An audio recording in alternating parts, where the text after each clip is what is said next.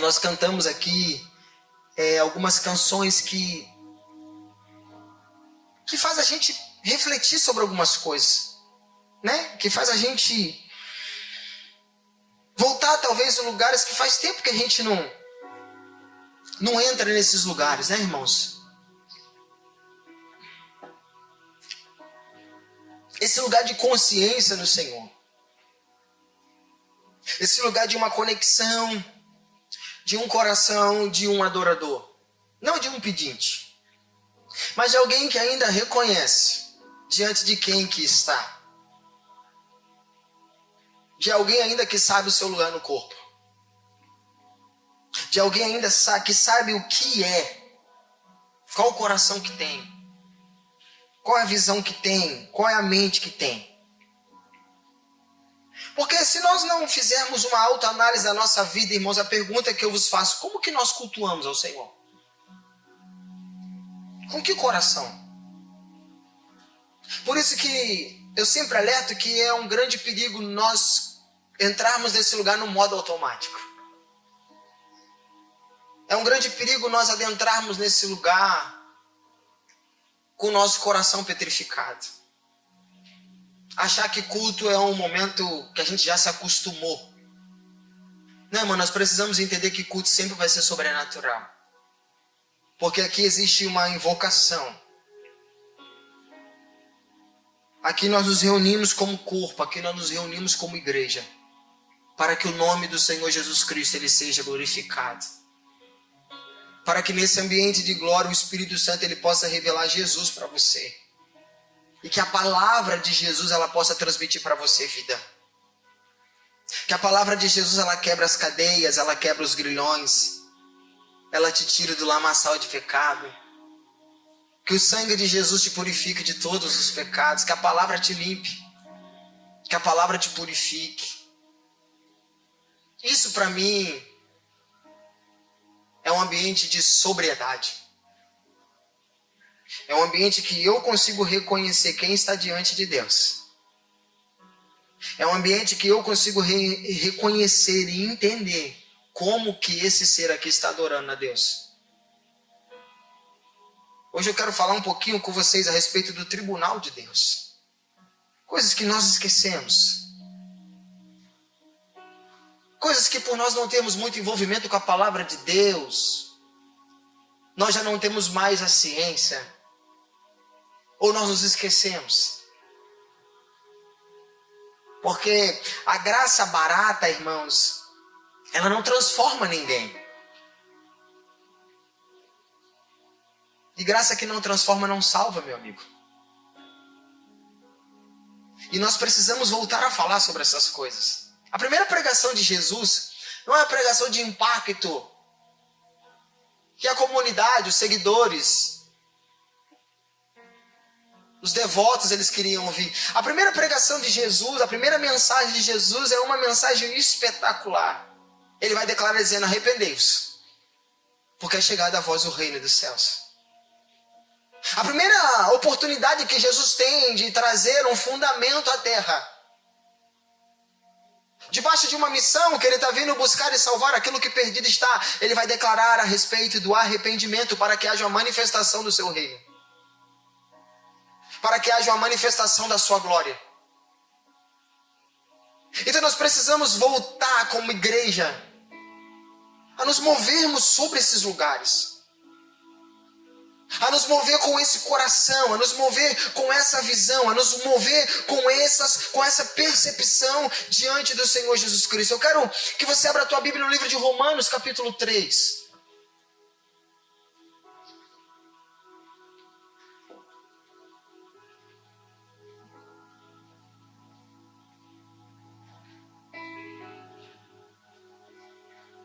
Hoje eu estava com alguns amigos pela manhã.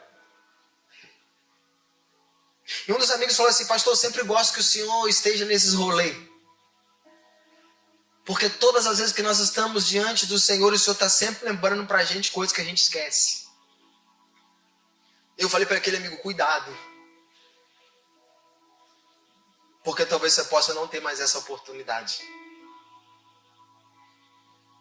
Porque todos os fundamentos que a gente libera para a palavra de Deus, que a Bíblia ela nos orienta, ela não é só para nos lembrar. Ela é para mudar a nossa vida. Ela é para mudar o nosso coração. E Romanos capítulo 3, no verso 23 e 24. É uma palavra muito poderosa. Que faz a gente lembrar de algumas coisas. E diz assim: porque todos pecaram e destituídos ou estão carecendo da glória de Deus, sendo justificados gratuitamente por sua graça, através da redenção que há em Cristo Jesus. Então esse primeiro fundamento a gente precisa voltar a se lembrar. Todos pecaram. Todos nós pecamos. Todos nós somos pecadores. A Bíblia fala que todo aquele que come e bebe indignamente, come e bebe para a sua própria condenação, não discernindo ele o corpo de Jesus. Não existe nenhum digno, irmão, capaz de sentar numa mesa com Jesus e cear, sem reconhecer que é um pecador. Não existe nenhum homem que não necessita de arrependimento. Não existe um justo sequer. E nós nos esquecemos disso. Nós cultuamos como se não pecássemos. Então você vai falar: pastor, mas está escrito aí, Jesus já pagou o preço. De graça. Nos justificou. Através da redenção que há na pessoa de Jesus. Irmão, Jesus ele abriu um caminho. A Bíblia vai dizer: e agora, pelo véu que foi rasgado, nós agora somos inseridos em um novo e um vivo caminho. Isso é graça. Agora Jesus também, ele dá todas as instruções como que nós temos que caminhar nesse caminho. Aquele que mentia não mente mais, que furtava não furte mais, que pecava não peques mais. É a graça que nos dá o acesso ao lugar de sermos perdoados.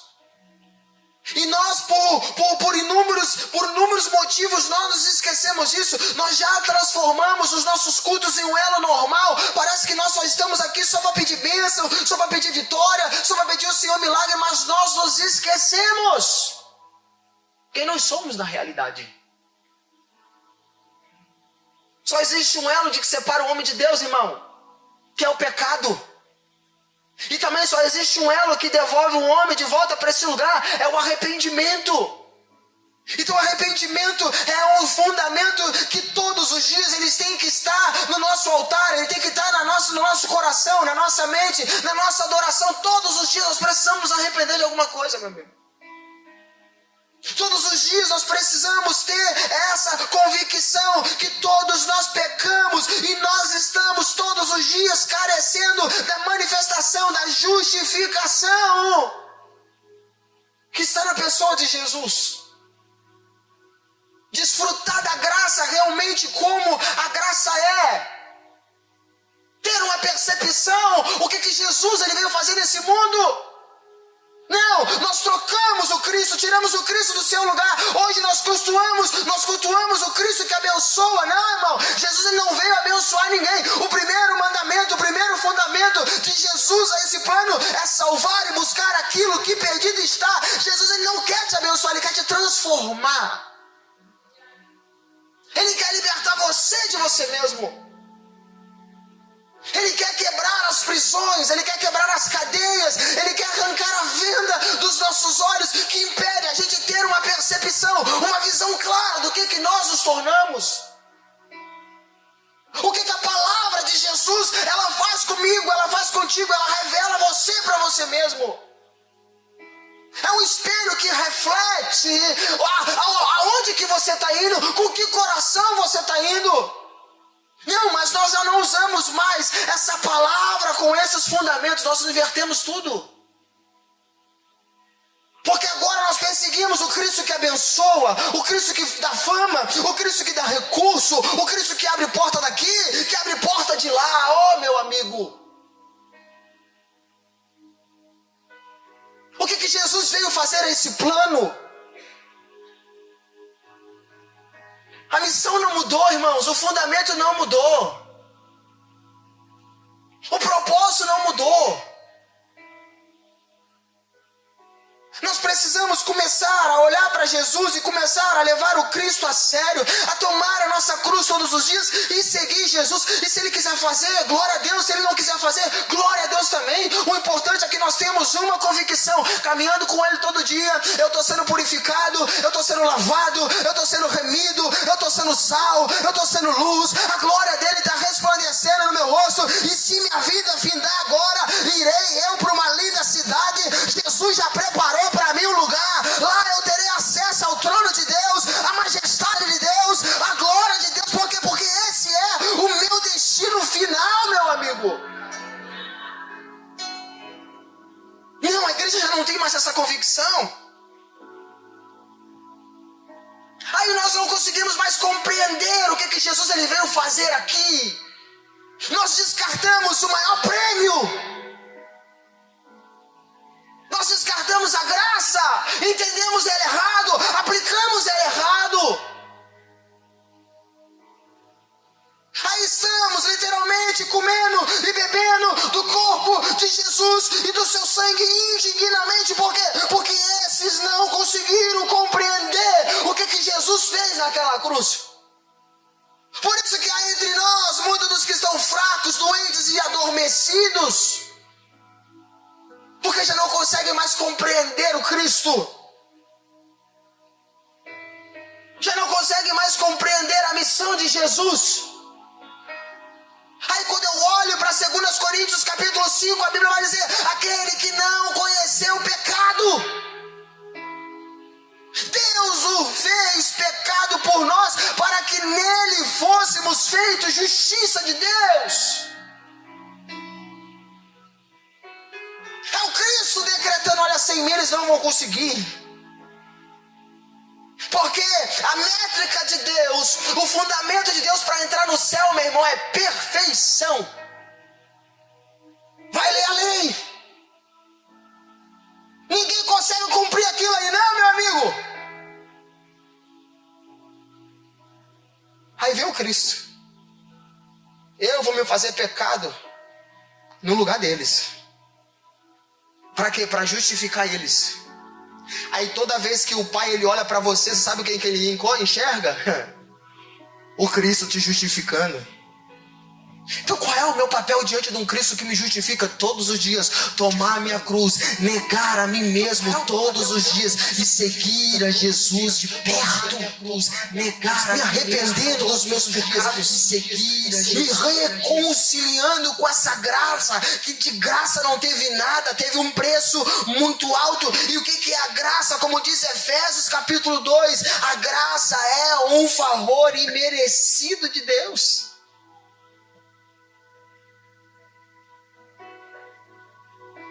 Nós não merecemos. Eu não mereço, você não merece. Mas Ele nos deu. Porque a Bíblia vai dizer: porque Deus amou o mundo de tal maneira que deu seu Filho unigênito, para todo aquele que nele crê não pereça, mas tenha a vida eterna. Efésios capítulo 2, vamos mergulhar na Bíblia, irmão. Talvez hoje você entenda isso.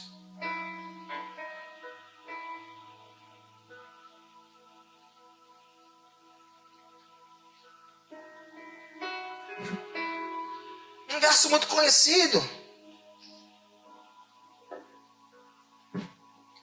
Efésios 2,8 que diz: porque pela graça vocês são salvos por meio da fé. E isso não vem de vós, é um dom de Deus.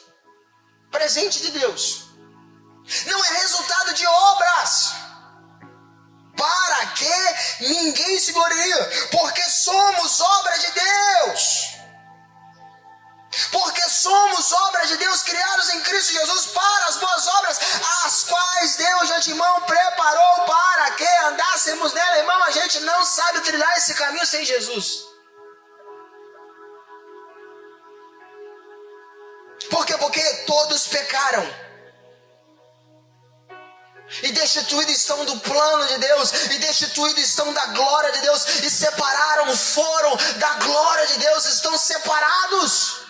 Aí vem Cristo com a justificação, vem o Cristo com o seu sangue, vem o Cristo que nos leva a um lugar para que nós possamos manter nesse lugar de justificação. E que caminho é esse? Da santificação, sem a qual ninguém verá o Senhor. Ninguém vai ter acesso a não ser por essa santificação.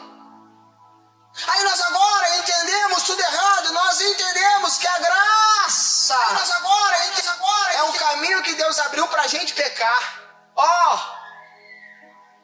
Ele já pagou. Ele já está tudo pago. Não, irmãos, graça não é desculpa para pecar, mas graça é um poder para nós podermos viver em santidade. Isso é graça. É um acesso que é dado ao pecador. Se você entrar no caminho de Jesus com a sua cruz, eu estou te dando uma oportunidade de você remir o teu pecado, de você santificar a sua vida. Isso é graça. É um favor que nós não merecemos. É um presente dado por Deus, que eu e você, nós não merecemos. Tito, capítulo 2, verso 11, abre aí.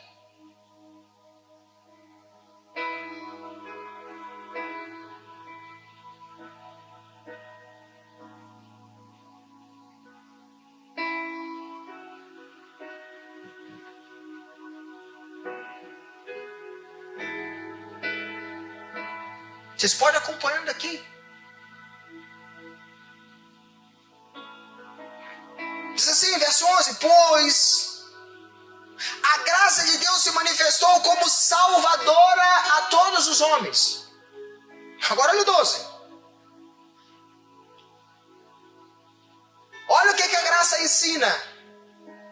Ensinando-nos a renunciar à impiedade e às paixões mundanas, para que vivamos neste presente século de maneira sensata, justa e piedosa, aguardando a gloriosa esperança e a manifestação da glória do nosso grande Deus e Salvador, Jesus Cristo. Então a graça, ela é uma locomotiva que vai nos conduzir a um caminho de santificação, sem a qual ninguém vai ver o Senhor. Então não deixe ser enganado, não deixe ser iludido, que a graça é um portal que permite você pecar e Deus vai te justificar. Não, meu amigo, a graça é literalmente uma locomotiva que vai levar o pecador a um lugar de remissão, a um lugar de santificação, a um lugar onde você vai ser purificado, os seus pecados serão perdoados e vai ser lançado o decreto: essa prisão nunca mais me aprisiona, nesse lugar aqui eu nunca mais entro, porque Jesus já me tirou de lá.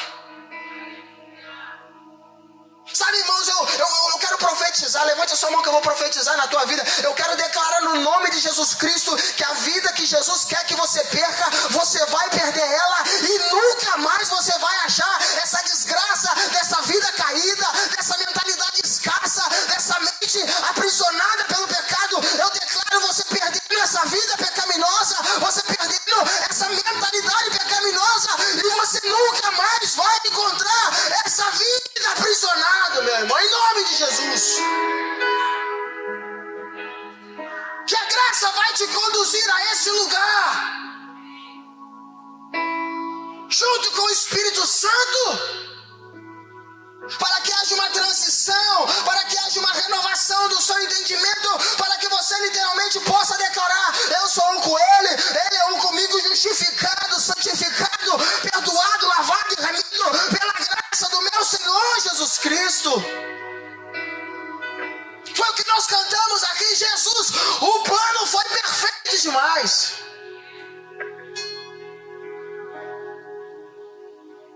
O plano foi maravilhoso demais. Um dom de Deus,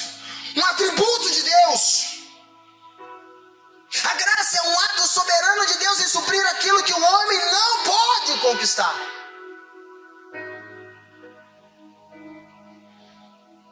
Você não tem o poder de perdoar o teu pecado, irmão. O máximo da linha que você vai é se arrepender.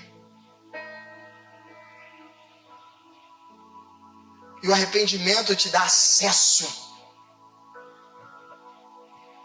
à graça que santifica. O favor que você não merece.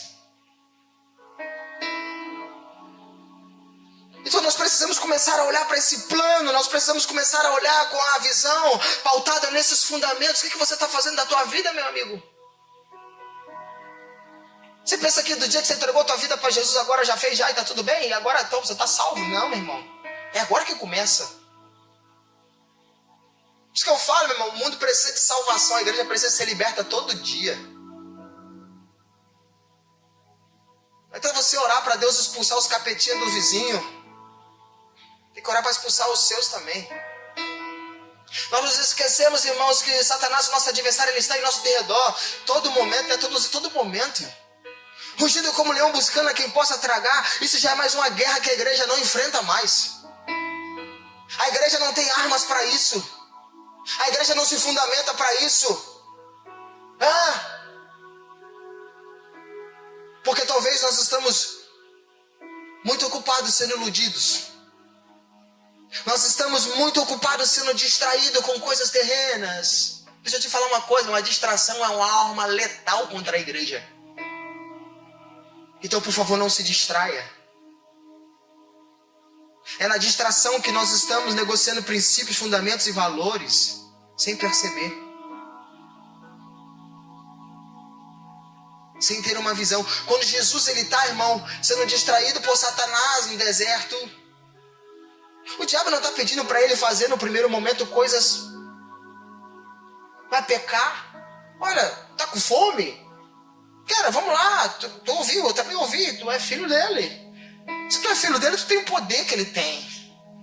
Todo o poder está sobre as suas mãos. Resolve logo isso. Mande que essas pedras se transformem em pão. Que pecado que tem nisso, irmão? Nenhum. Porque tudo acontece assim, numa distração. Numa conversa sem sentido. Numa conversa que aos primeiros olhos é ingênua. Mas o que nós perdemos nessas distrações? O discernimento. De entender que se nós estamos no lugar que o Senhor nos inseriu e o Senhor ainda não nos serviu, o Senhor ainda não abriu a porta, o Senhor ainda não resolveu a equação, não é qualquer distração que vai tirar eu do meu propósito. Aí Jesus vai vencer essa guerra, não sai não, ele vai dizer assim: Satanás, deixa eu te falar uma coisa sobre o meu respeito. Nem só de pão viverá o homem, mas de toda a palavra que procede da boca de Deus, assim viverá o homem. Qual foi a arma letal que Jesus usou contra o diabo, irmão? A palavra. Então, por favor, não se distraia. Não se distraia no seu sentimento, não se distraia no seu senso almático, não se distraia nos seus sentidos. Persegue a palavra, persiga a palavra, ande com esse Cristo nesse lugar de uma graça, de um elo de santificação. Entendendo que é um favor que você não merece, você não merece, você não merece, você não merece. E se eu não mereço, por que ele me deu? Você não merece, mas você precisa. É o acesso. Existe uma realidade terrena, irmãos. Hoje nós vivemos ela. Mas não se esqueça que também existe uma realidade eterna. Essa realidade terrena que nós estamos desfrutando dela, ela é rápida, ela é passageira. A vida passa muito rápido aqui nesse plano. Mas a eterna não. A eterna literalmente é para sempre. E na eternidade, deixa eu te contar uma coisa, você vai passar pelo tribunal de Deus. Serão abertos os livros e nós seremos julgados. Se a graça livrou todo mundo, se a graça salvou todo mundo, o inferno já deveria ter sido falido, irmãos. Então não se engane. Deus é real. O inferno é real. A morte é real, irmão. Um dia tu vai morrer. Não pense que tu é eterno. Tu vai morrer. Esse plano vai se findar. Porque a gente vive assim. A gente acha que a gente nunca vai morrer, né? A gente enterra todo mundo. A gente acha que a gente vai morrer. Morrer. E que trilho que nós estamos trilhando. Nós passaremos por essa realidade. O tribunal de Deus será para todos.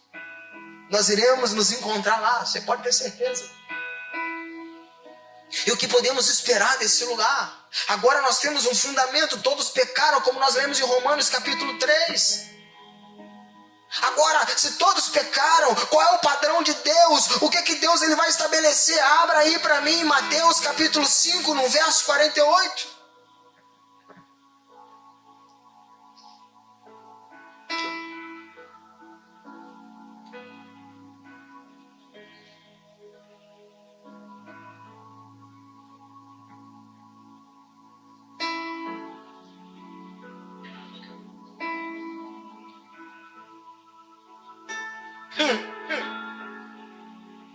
Sede vós, pois, perfeitos, como é perfeito o vosso Pai que estais nos céus. A palavra perfeição aqui é teleios, ser inteiro. E geralmente quem é inteiro não tem falta de nada. O elo de Deus, a manifestação de Deus no seu tribunal é de perfeição. A lei é pautada em um elo de perfeição que a humanidade não consegue cumprir.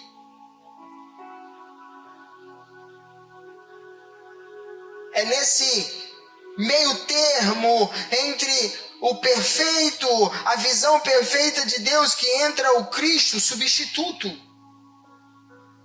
Aquele que veio nos ajudar. Aquele que veio nos reconectar com o Pai.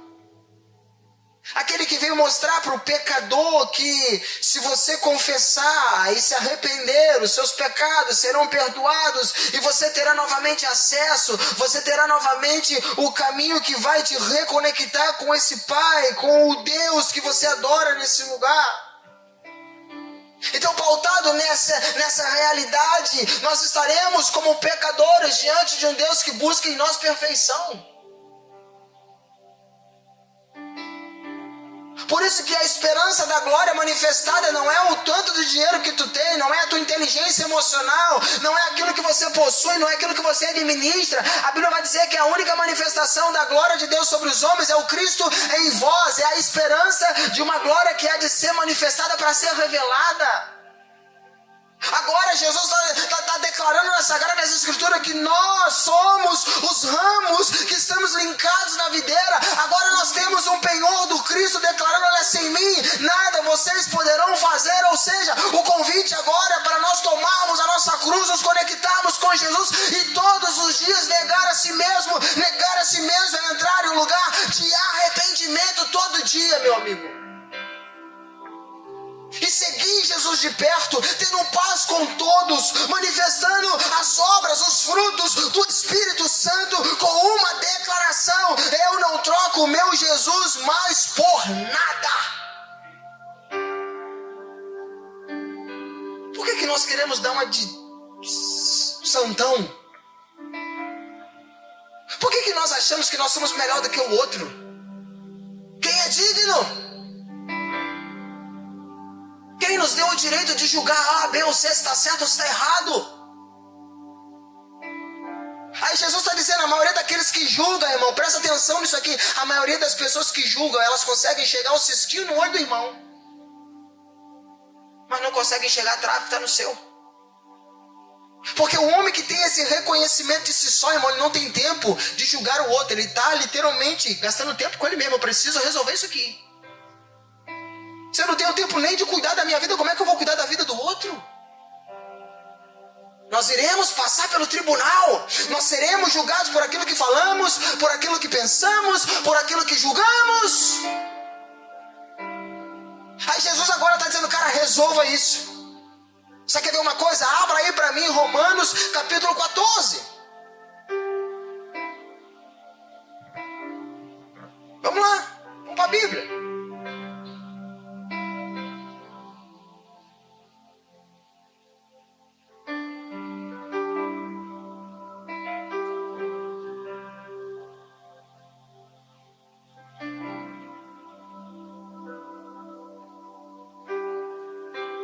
10.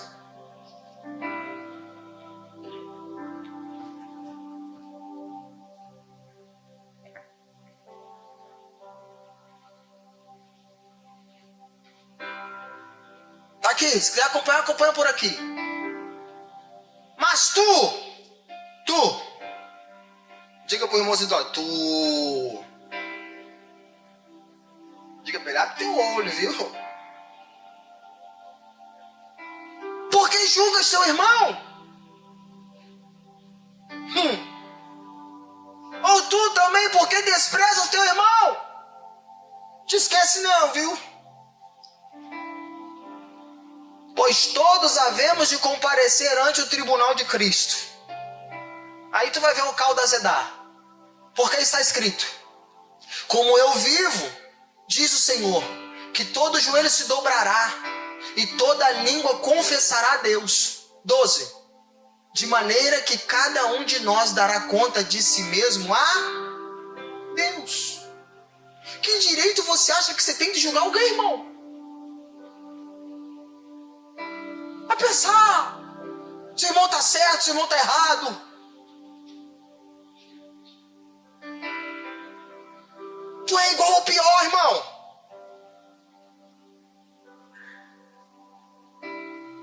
Por quê, pastor? Porque a Bíblia está dizendo: todos pecaram. Que reunião é essa, irmãos? A reunião dos pecadores que sabem que necessitam de arrependimento. Então o papel não é julgar. O papel é ajudar o irmão que está errando. Eu não julgo errado falando ou condenando. Eu julgo errado fazendo o que é o certo. E julgar não é o certo. Apocalipse. Capítulo 20. Eu sei que essa mensagem você não gosta de ouvir, irmão. Mas é preciso.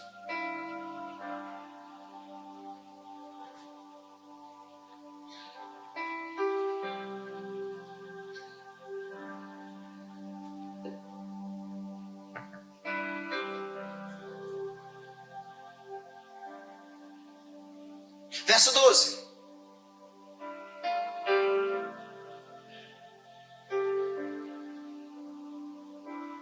Ele diz assim: eu vi os mortos, tanto grandes quanto os pequenos, postos em pé diante do trono. Então se abriram os livros e foi aberto outro livro, que é o livro da vida. Os mortos foram julgados segundo as suas obras, conforme o que estava escrito nos livros. Você não tem medo disso, não?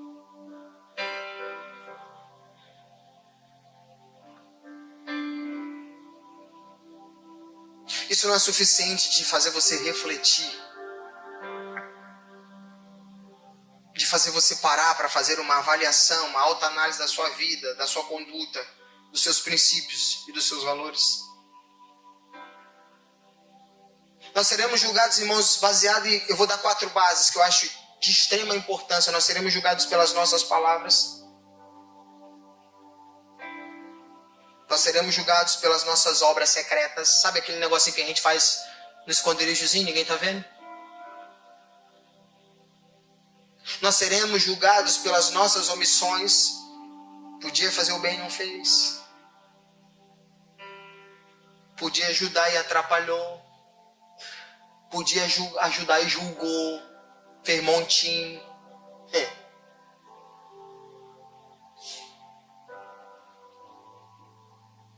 E nós seremos julgados pelos nossos pensamentos e desejos.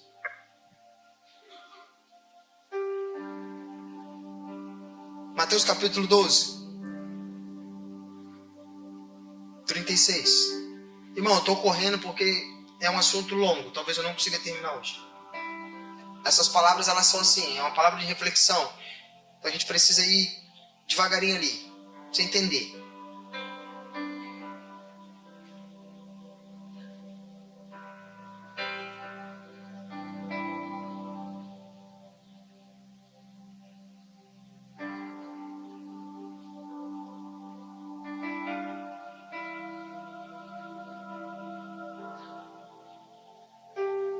Mateus 12, 36. Mas, irmão, eu vou falando aqui, eu vou ler na Bíblia, e você vai fazendo uma avaliação aí. Se pelo que você está lendo aí, se você estava salvo ou se você estava na boca da urna, irmão. Na boca do lobo. Ele diz assim, mas eu lhes digo que a respeito de toda a palavra frívola que os homens disserem, esses prestarão conta no dia do juízo. Só aqui, irmão, todo mundo aqui já estava na roça.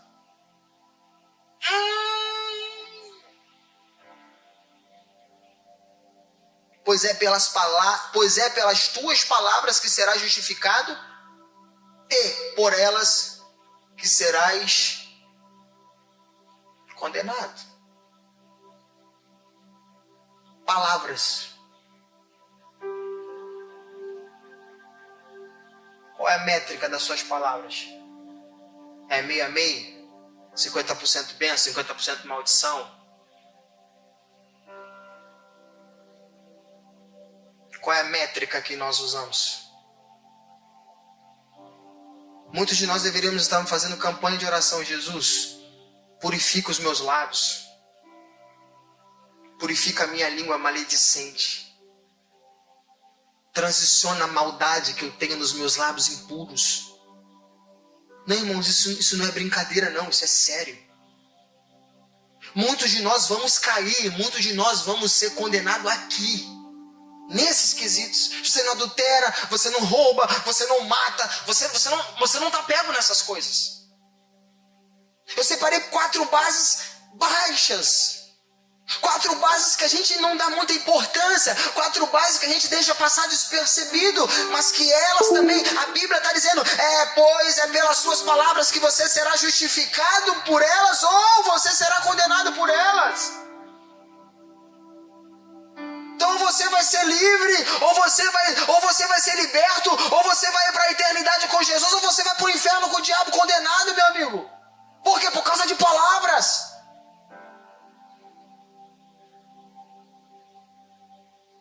Ô irmão, eu já fui à igreja, minha esposa está aqui sendo minha testemunha, que eu fui pregar uma mensagem como essa, puxaram, né? Eu estava de paletó, né? Eu estava comportadinho, não era de gravata, não estava de gravata, paletó, como manda o Figueiredo. O pastor puxou meu paletó, escreveu um bilhetinho assim, ó, entrega o microfone agora. Eu tenho filmado isso, não tenho? Eu muito educadamente botei o microfone.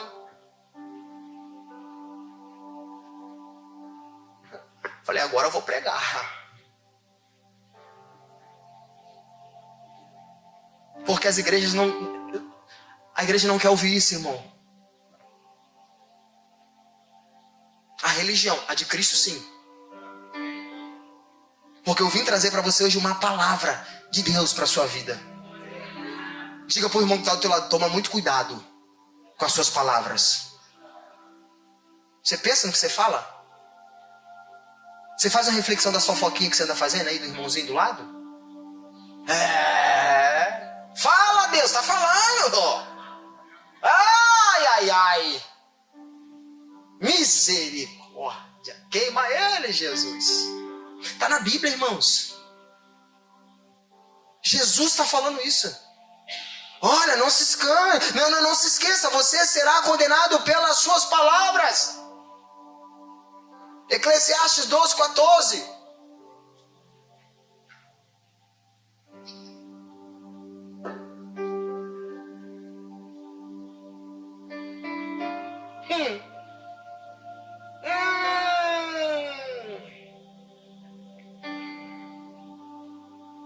Aquilo que você gosta de fazer na surdina.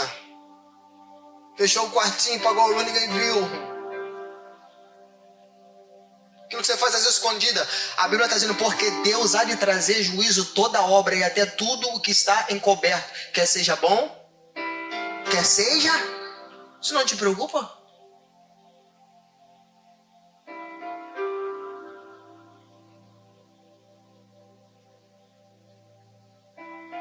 Tu quer ser abençoado, tu quer ser próspero, tu quer casar, tu quer ter família abençoada, mas você não quer preparar a tua vida para esse dia, para esse encontro? Fica nessa aí, a graça, vai. Eu vou repetir. A graça é uma locomotiva que te dá um acesso a um lugar de santificação, sem a qual ninguém verá o Senhor. Então todas as palavrinhas que saem da nossa boca, as palavras frívolas, as palavras perversas, nós seremos julgados, e cada palavrinha que sair da sua boca vai ser avaliada. E abra-se o livro no dia tal hora, no grupinho tal, você falou isso.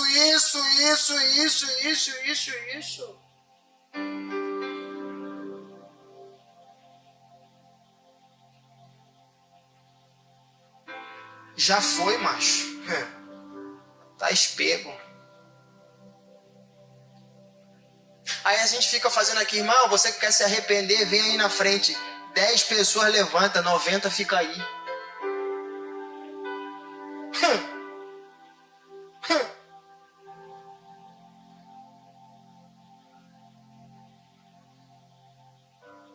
A Jesus está dizendo, eu prefiro ir atrás de um pecador que se arrepende do que estar no meio de 99 justos que pensam que não necessita de arrependimento. Qual é o homem, irmãos? Na sua sã consciência que não precisa e não necessita de arrependimento. Deixa eu te dar uma métrica aqui. Psicologia explica que, olha só que loucura isso. É difícil de acreditar nisso. Mas a psicologia explica que aproximadamente os homens, um ser humano pensa uma base de 10 mil pensamentos por dia. Olha que loucura. Eu vou mudar, vou diminuir, vou botar 100 pensamentos por dia. Dos 100 pensamentos que tu pensa por dia, qual é pecaminoso? Pensa aí, irmão. Vamos ser bonzinho? 3, pastor, 3. 97 bom, 3 desgraceiro. Entrei na porta ali, vi um irmãozinho miserável. Ah, se eu pudesse falar. Deixei minha boca quieta, hein? Não falou, mas pensou. Se arrependeu, não. Cuidado. Imagine que todo dia, olha só essa matemática aqui. Quem é bom de conta me ajuda aí. Imagine todo dia você cometendo 3 pecadinhos no secreto na tua mente e você não se arrependeu deles. Quantos pecados você vai ter no mês? 90. E no ano?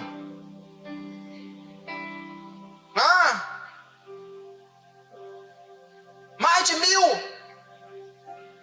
Nós estamos no mês 8.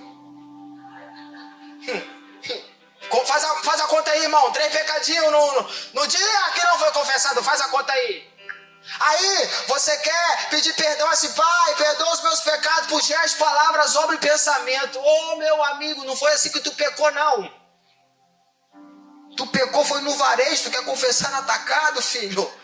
Vai aqui, eu pequei porque eu falei mal do irmãozinho, eu desejei mal pro irmãozinho, eu matei o irmãozinho, eu desejei, olhei pra mulher do amigo com os olhos impuros, eu menti, eu fiz, eu não... Isso é uma base de relacionamento de alguém que se arrepende. Porque a Bíblia fala que o homem que se arrepende ele alcança de Deus graça, misericórdia. Dá um cutucão no irmão e diga pra ele assim, tá ruim pra tu, né? Diga pra mim também. Sim ou não? Sim. Aí ele tá dizendo tudo que é palavra. Tudo que são obras feitas nos secretos. O que ninguém viu, o irmão Deus viu. O que ninguém ouviu, Deus ouviu.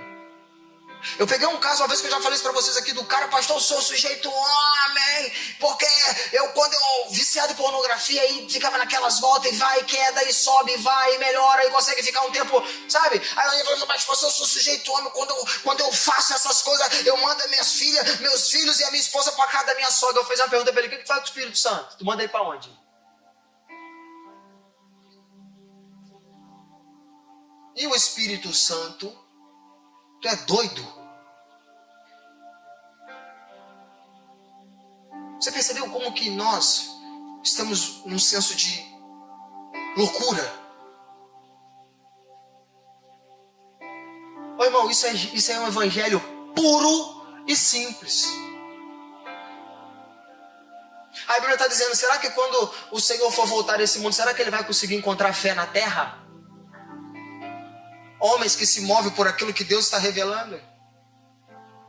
Será? Por quê? Porque nós não nos adequamos mais à nossa vida pautada na palavra de Deus. Tiago capítulo 4, verso 17. Omissões.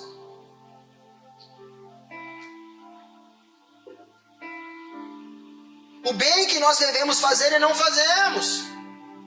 17.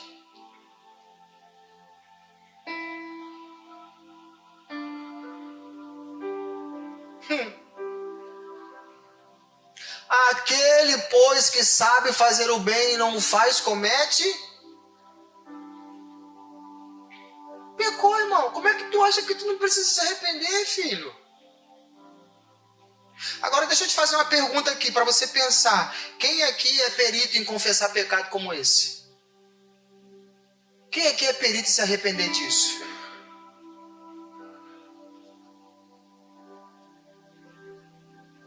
Porque nós já não temos mais isso fundamentado. Irmão, a gente já não sente mais aquele peso quando a gente tem que fazer o bem e não faz. Já virou corriqueiro.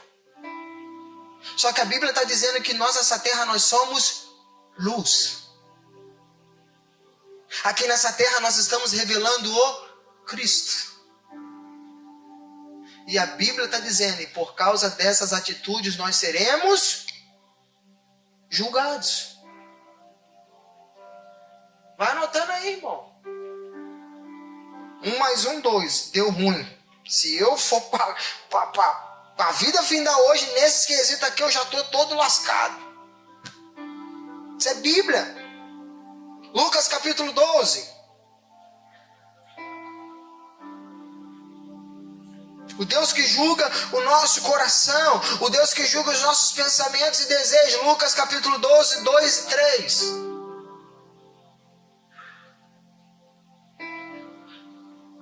Mas nada há encoberto que não haja de ser descoberto, nem oculto que não haja de ser revelado, ou sabido. Porquanto tudo que em trevas disseste, à luz será ouvido, e o que falastes ao ouvido no gabinete sobre os telhados será apregoado.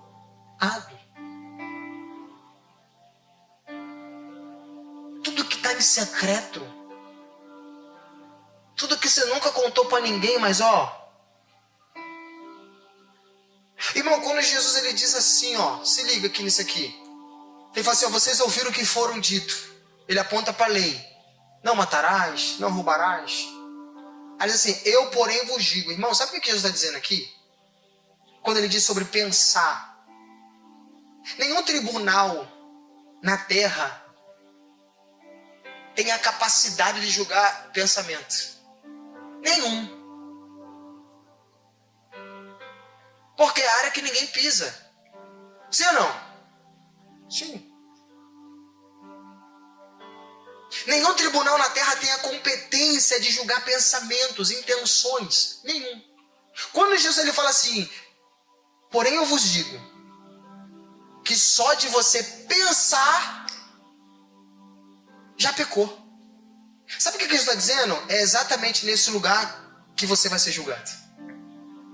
Jesus está dizendo que nesse lugar, o Pai, ele tem competência de julgar pensamento. Esse é o pecado que o apóstolo Paulo ele diz, pela lei eu descobri que eu sou um pecador. E que pecado que é esse que o apóstolo Paulo vai confessar que ele é um pecador? Cobiça.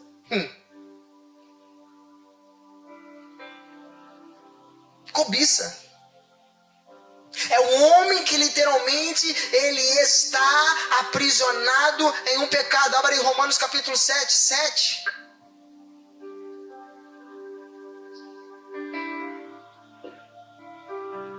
Nesse aqui também é outro, irmão, que está todo mundo pego aqui. Que diremos, pois? É a lei pecado? De modo nenhum. Mas eu não conheci o pecado senão pela lei. Porque eu não conheceria a concupiscência se a lei não dissesse, não cobiçarás. Pula para o verso seguinte. Mas o pecado, tomando ocasião pelo mandamento, operou em mim toda a concupiscência, porquanto sem a lei estava morto o pecado. Paulo está dizendo, eu reconheci que eu sou um pecador quando eu vi na lei. E o que eu enxerguei na lei? A cobiça. E quando eu enxerguei a cobiça, eu disse, ih, deu ruim. Deu ruim para mim. Eu literalmente sou um homem pecador. Eu literalmente sou um homem que necessito. Eu sou um homem que eu preciso do arrependimento. Então só por esse elo aqui de cobiça, meu amigo, nós estamos pegos. Nós estamos pegos. O original da palavra cobiça no grego é epitumia, que quer dizer desejo, ânsia, anseio, desejo pelo que é proibido, luxúria. Coisas que manifestam dentro da tua mente. Agora você filtra o que passa aqui? A Bíblia está dizendo, por isso aí tu estás pego. A Bíblia ela veio, irmãos, ilustrar que todos nós literalmente somos pecadores. E me assusta de ver uma geração tão cheia de pecado, uma geração tão aprisionada, vindo para uma igreja fazer campanha para ser próspero. Isso me assusta. Isso me assusta. Aí nós estamos sendo levados por um monte de vento de doutrina, por um monte de loucura, sem ter mais a consciência do que nós somos.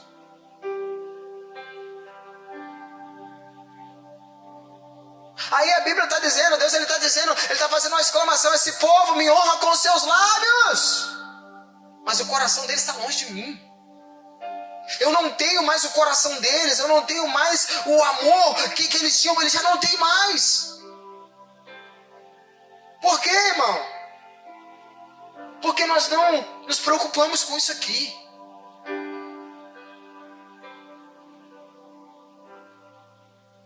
Nós talvez vemos homens, irmãos, de boa aparência, boa eloquência, bom comportamento, um homem que a gente fala, rapaz, que camarada íntegro. Será? Tu conhece o interior dele? Talvez é íntegro no que ele permite você ver. Por dentro ele é podre.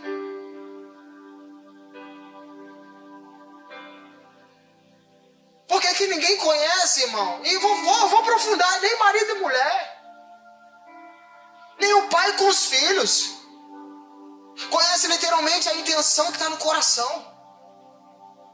Muitos de nós estamos completamente aprisionados nesse pecado, que é um pecado dificílimo de julgar. A cobiça. Os desejos internos.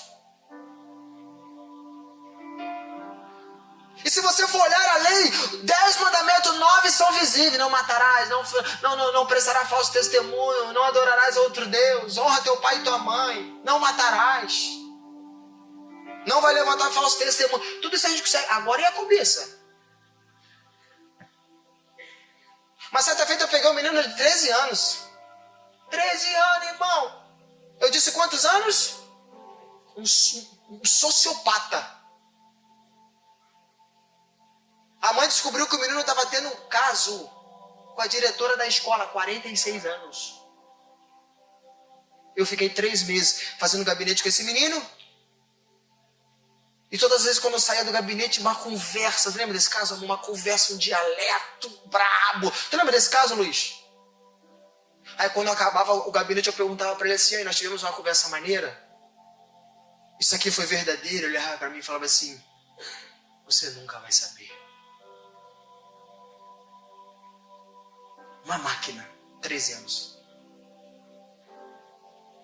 Ele falou, pastor, se eu chegar aqui... Olha só, eu tava... Não sei se você vai lembrar disso. Irmãos, ele na igreja, eu atendendo ele na igreja, ele foi no bebedouro.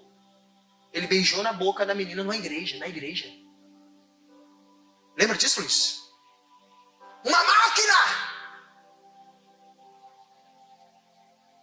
Ele me falava assim, pastor, meu filho é um menino bonito, mas ninguém sabe quem é ele, de verdade, nem eu. Nem eu. Um dia ele me deu uma calça de presente. Aí ele falou assim, pastor, eu nunca encontrei um homem tão bravo como o senhor é bravo. Aí eu falava para ele, tu é um mentiroso. Porque ninguém consegue ver o estereótipo. Mas Deus viu, Deus esquadrinhou, Deus sondou e escreveu no livro. Tu vai ser julgado por isso. Pergunta que eu te faço, já se arrependeu por isso? Tu já abandonou isso?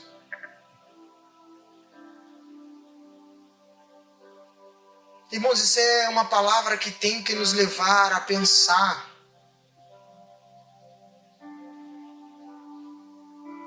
Marcos capítulo 7, 21.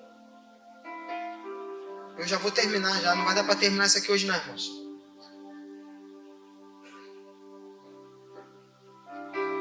Marcos 7, 21.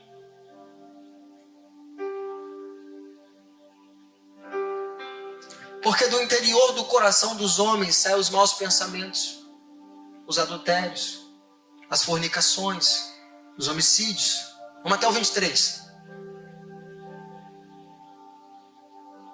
Pode passar.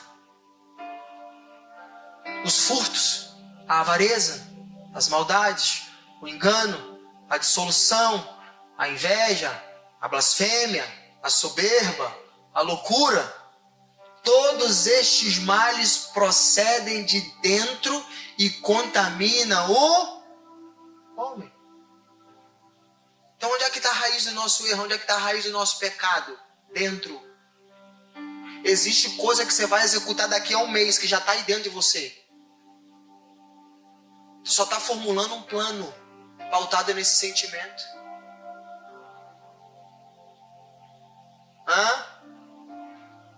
E o diabinho que está, ó.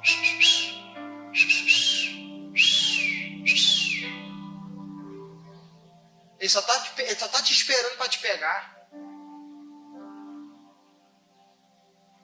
Aí você tem a Bíblia, você tem o Espírito Santo, você está numa casa que prega a palavra. Que aqui a gente prega, irmão. A pessoa não prega 1 hora, 1h30. Irmão, Jesus pregava tanto que as pessoas tinham fome.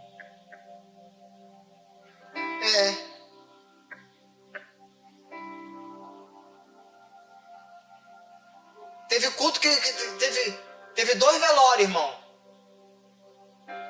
Um veio, morreu, levaram, sepultaram, daqui a pouco veio a outra, morreu também, vai, o culto tá rolando. Quem tem pressa de sair de um ambiente como esse, irmão, desculpa, o céu não é para você. Desculpa lá. Desculpa lá.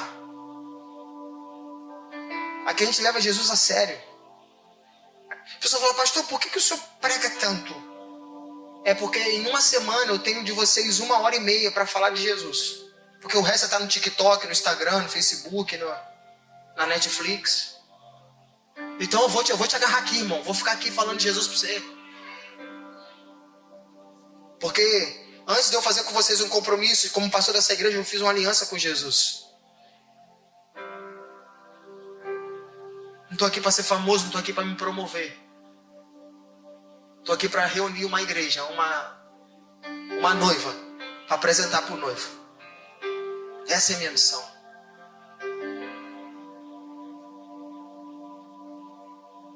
É um culto como esse, meu irmão, que Jesus tenta trazer luz à nossa consciência.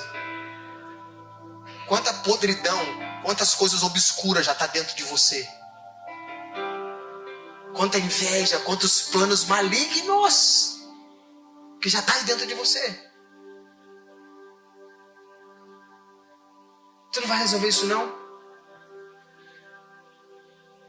Não se esqueça, enquanto você planeja,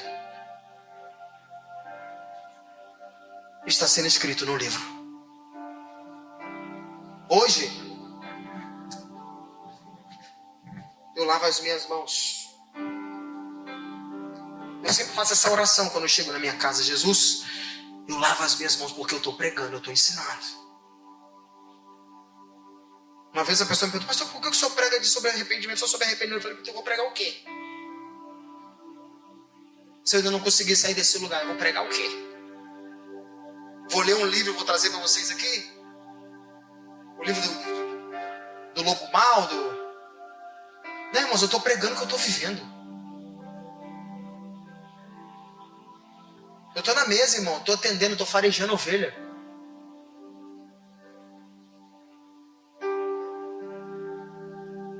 Eu e minha esposa já pegamos um gabinete de pastores que estão fazendo chover no altar. Chover. E a mulher vai dormir e o esposo vai para a sala assistir filme pornográfico para se masturbar. E a esposa liga para a gente desesperada, me ajuda. Eu já estou há anos nisso e já não sei o que fazer. Meu amigo.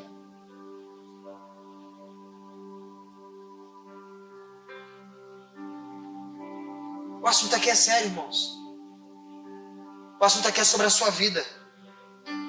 O assunto aqui é sobre o seu futuro.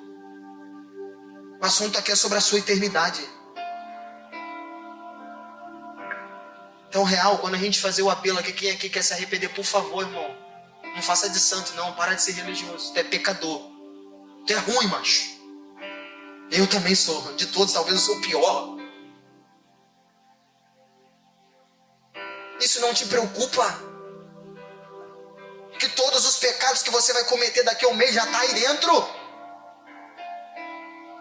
Você pensa neles, você projeta eles, você sente eles. Aí tu chega no culto, tá? Te adorar é o que sustenta-me de pé. Sepulcro caiado. Porque nós perdemos o fio, nós perdemos a métrica, nós perdemos o posicionamento de entender quem está diante de Deus, entregando a Deus uma adoração. O homem e a mulher que está putrificado por dentro. Que está cheio de malícia, que está cheio de maldade, que está cheio de desejos terríveis. Mas levanta suas mãos como um mero religioso. Deus não está atrás da tua adoração, irmão. Deus está atrás do adorador. Então não sou eu que estou dizendo, é a Bíblia que está ilustrando para mim e para você que tudo que Deus ele quer fazer é trazer você de volta. Não é só sobre nós sermos um homem exemplar, mas nós sermos um homem e uma mulher exemplar com o coração puro e as mãos limpas, que foram perdoados, que foram justificados e agora caminham em santificação e retidão diante do seu Senhor. Esse é o elo que nós iremos enfrentar. Então, se nós olharmos para o padrão de Deus, que é perfeição, só pautado nesses versozinhos que a gente leu, eu vou te fazer uma pergunta, irmão. Dentro disso que nós lemos, eu já adiantei 3 pernas aqui, que na quinta-feira eu vou falar. Quem pode entrar na eternidade, irmão? Pautado nisso que nós lemos, e aí, tu está dentro ou tu está fora? Aí vem o Cristo nos justificando. Ah, pastor, por que você está dizendo isso? Quer ver Apocalipse capítulo 2, capítulo 21, verso 27. Diga para o coleguinha que está do teu lado, diga, eu vou te dar um conselho. Diga para ele, fala, vou te dar um conselho para você nunca mais esquecer. Diga para ele, no céu não entra nada contaminado. Porque só os puros verão a Deus. Apocalipse, vai lá, eu vou abrir aqui 21, 27.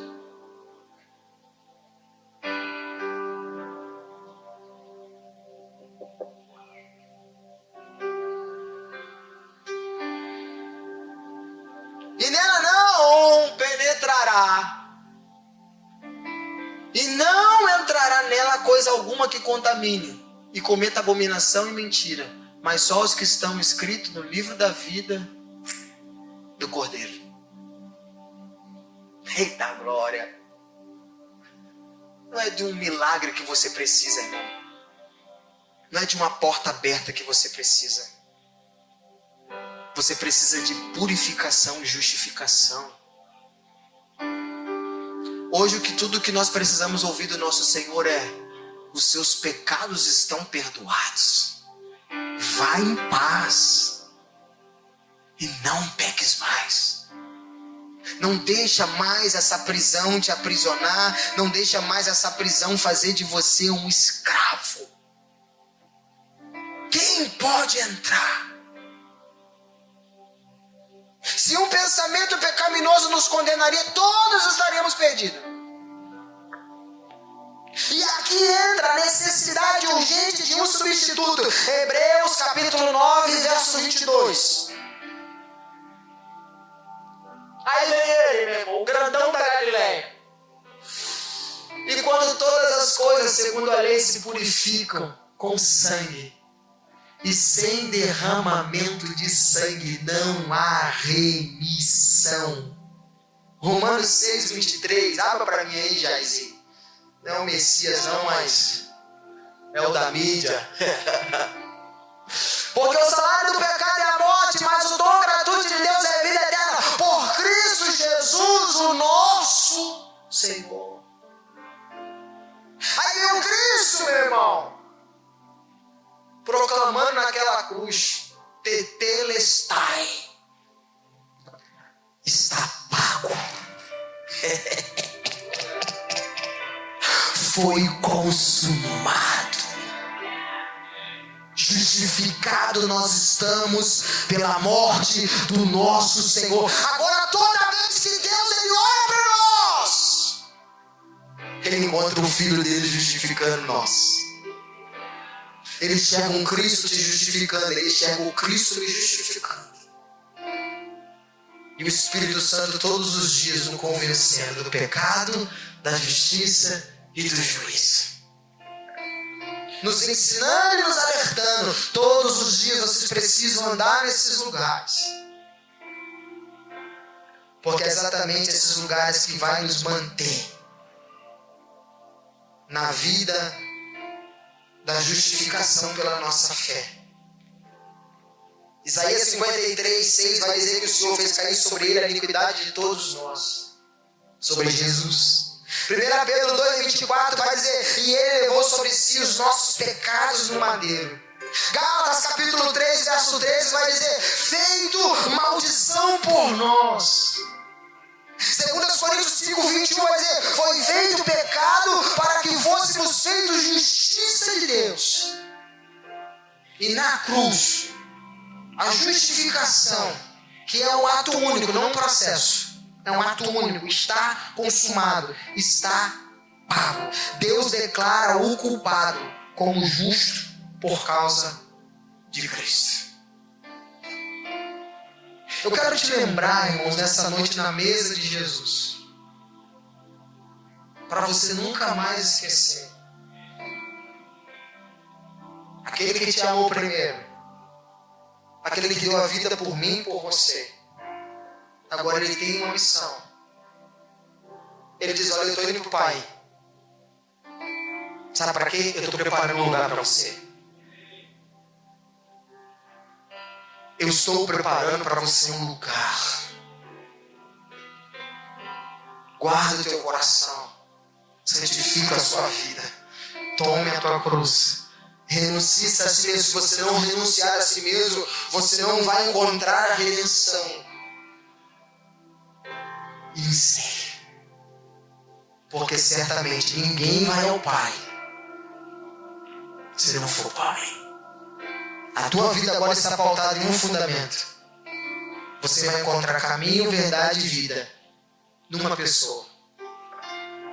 E o nome dele é Jesus. Hoje,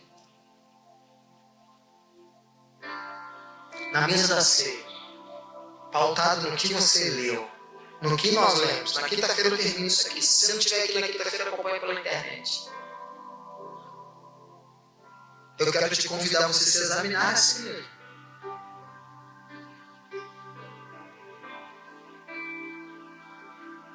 Porque hoje nós temos uma grande oportunidade de